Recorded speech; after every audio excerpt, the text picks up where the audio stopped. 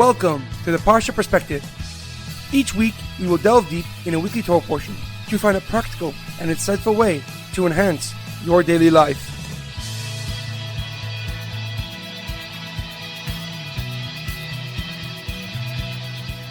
Thank you for tuning in. My name is Shalom Yamini. Each week, we will look into the weekly Torah portion to find inspiration that will complement your daily life and intensify your connection to God. This week's Parsha Perspective is being dedicated in memory of Moshe Morris ben Nagiah HaKohen. May his soul be uplifted, as memory be a blessing for his family and the entire Jewish nation. This week's Torah portion is Parshas Ki Tsavo. Our Parsha begins with the laws for when the Jewish people will settle in the land of Israel. The first mitzvah is Bikurim, the requirement to bring the first fruits to the Beis Hamikdash.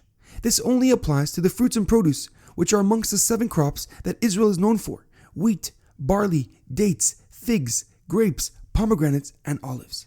Moshe then repeats the blessings that the Jewish people will receive for following God's commandments, or heaven forbid, the curses for doing the opposite. He continues with detailed instructions on how to proclaim these blessings and curses on Mount Gerizim and Mount Avel, reminding the Jewish nation that we are God's chosen people. However, a question comes to mind. The mitzvah of Bikurim took a very long time to be actually put into effect, for it is only applicable once the Jewish nation conquers and settles into the land of Israel. But during that time, there are many other commandments that can be carried out. So why is the mitzvah of Bikurim the first commandment that the Jewish people are told to do when they inhabit the land of Israel? Furthermore, the prayer that is recited when the Bikurim is offered includes a story of the years that our forefather Yaakov Avinu spent working for his father-in-law and their journey as a small family to the land of Egypt. What is the connection between the story of Yaakov Avinu's time spent by Lavan and his journey to Egypt to the mitzvah of Bikurim? The Mishnah in Bikurim chapter 3 details how the mitzvah of Bikurim was done in a grand and magnificent manner. It would start with just a small group of people and their fruit. However, it would grow larger with each city that they passed through. People from each town would join their convoy with musical instruments and their offerings, and there would be continuous singing and dancing until they reached the gates of Jerusalem. And with overflowing happiness and excitement, they would fulfill the mitzvah of Bikurim. The Mishnah explains that the reason for the passion and enthusiasm was to show gratitude to Hashem for the blessings that He bestowed upon them. And this is the same reason why Moshe Rabbeinu singles out this mitzvah of Bikurim for when they enter the land, even though it will be quite some time before it can be fulfilled, because he's teaching the Jewish nation that they must be grateful for all the blessings that they have, because it's all from God alone.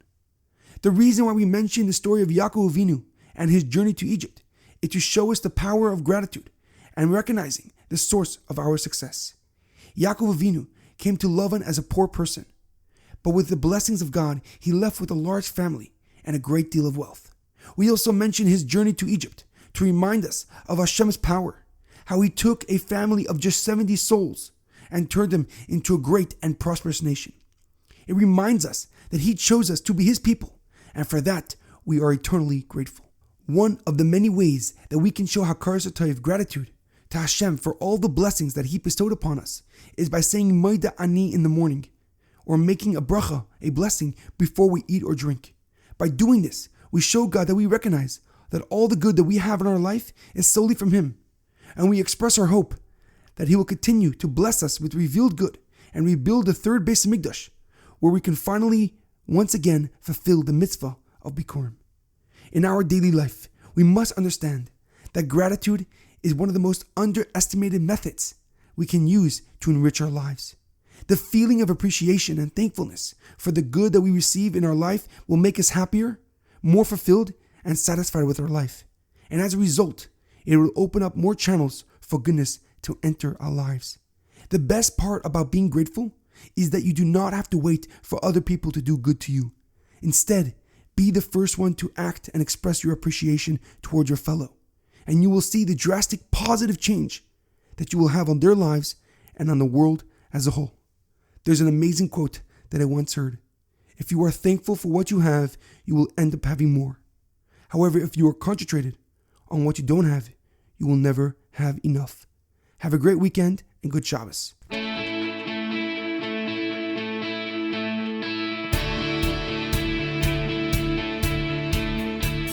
Thank you for tuning in to the Parsha Perspective. Check out our website, theparshaperspective.com. Send thoughts and comments to theparshaperspective@gmail.com. Till next time, thanks for listening.